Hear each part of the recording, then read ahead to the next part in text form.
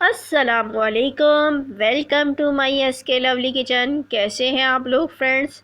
आज मैं आपके लिए सरसों के साग की रेसिपी लेकर आई हूँ। वैसे तो मैं पहले भी आपसे अपनी रेसिपी सरसों के साग की पहले भी शेयर कर चुकी हूँ, लेकिन ये जो मैं आज आपको रेसिपी दे रही हूँ ये मैं इस तरीके से बनाऊँगी कि घंटों का काम मैं मिनटों में करने वाली हूँ। तो आपने क्या करना है, वीडियो को फुल वॉच करना है। चैनल पर नए हैं तो चैनल को भी सब्सक्राइब कर लीजिएगा ताकि हर आने वाली वीडियो की नोटिफिकेशन आप तक पहुंच सके। तो चलिए सबसे पहले मैं स्टार्ट करती हूँ। यहाँ पर मैंने सरसों का साग लिया था, ये मैंने एक गड्डी ली थी और इसको बिल्कुल बारीक बारीक काट लिया था। साथ पे मैंने इसके जो होती है डंठल वो भी इस पर यूज़ कर रही हूँ। कुकर में मैंने 1 कप पानी डाला था, इसको ये देखिए बॉईल हो चुका था। तो यहाँ पर मैं ये सरसों का साग डाल रही हूँ।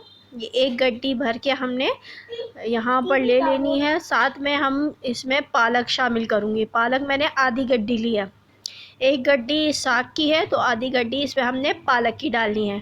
पालक को भी हमने अच्छे तरीके से वॉश करके और इसको काट लिया था, क्योंकि इसमें मिट्टी बहुत ज़्यादा होती है साग में, पालक में, तो हमने बहुत अच्छे तरीके से इसको धोना है। अच्छा, यहाँ पर 3 से 4 जवे मैंने लहसुन के लिए हैं और यहाँ पर प्याज डालूँगी, एक मीडियम साइज़ की रफली चॉप हुई भी, और 10 से 12 अदद हरी मिर्च डाल रही हूँ। ये देखें इस तरीके से। और नमक इसमें जाएगा 1 टीस्पून, ये बाद में भी हम डाल सकते हैं क्योंकि, और लाल मिर्च का पाउडर डाल रही हूँ 1 टीस्पून, क्योंकि हमने हरी मिर्चें ज़्यादा डाली थी, इसलिए लहसुन वो जो लाल मिर्च है वो थोड़ी कम ही जाएगी। इसको करेंगे अच्छे तरीके से मिक्स। अब मैं इसको कुकर को रख दूँगी 5 मिनट के लिए। 5 मिनट में ये बिल्कुल डन हो जाएगा, गल जाएगा कुकर में। 5 मिनट हो गए थे। 5 मिनट के बाद हम इसको चेक कर लेते हैं।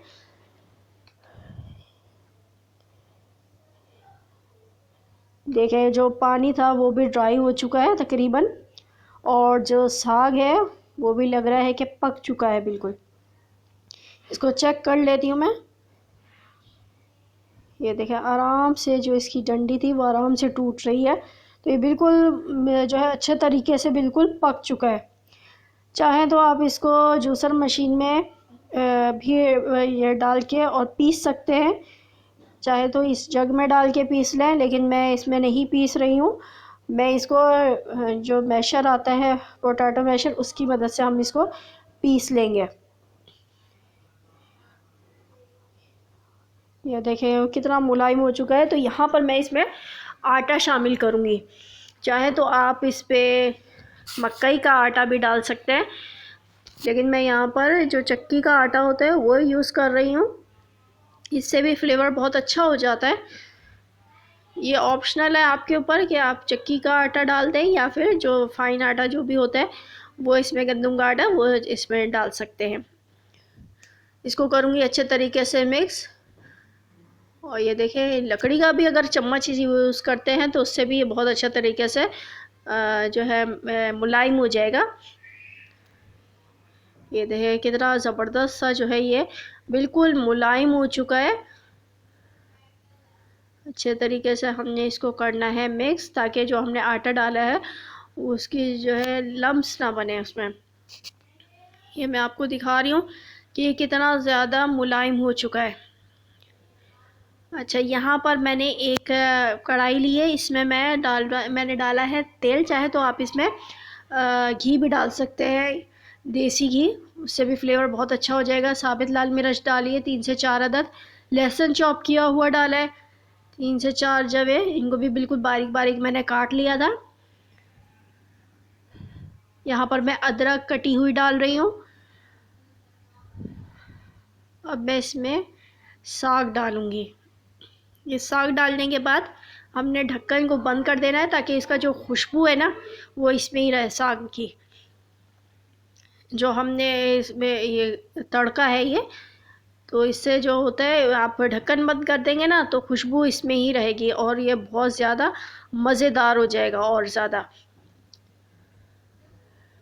अच्छा, यहाँ पर मैंने मेथी रखी है, मेथी मैं बाद में यूज़ कर रही हूँ, क्योंकि मेथी का जो है, मेथी को इतना पकाना नहीं होता, इसकी जो खुशबू होती है ना वो इसमें रहे, ताकि ये मैं मेथी ली थी, थोड़ी सी हमने मेथी ली है, साथ में हरी मिर्चें डालूंगी।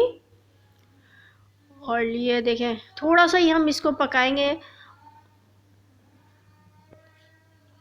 अच्छे तरीके से मिक्स करने के बाद यहाँ पर मैं थोड़ा सा पानी शामिल करूँगी।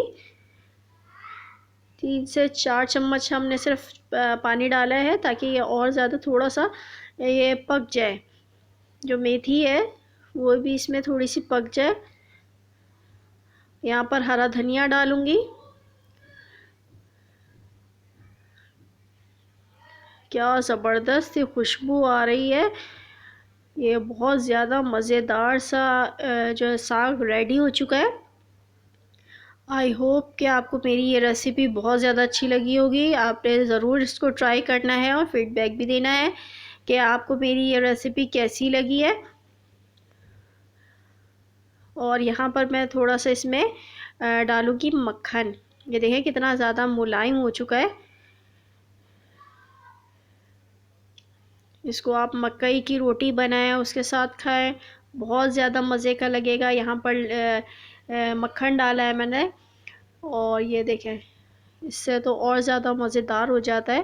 देसी घी हो तो आप इसमें देसी घी भी यूज़ कर सकते हैं। आई होप कि आपको मेरी ये रेसिपी अच्छी लगी होगी। मिलती हूँ नेक्स्ट रेसिपी के साथ, तब तक के लिए अल्लाह हाफिज़।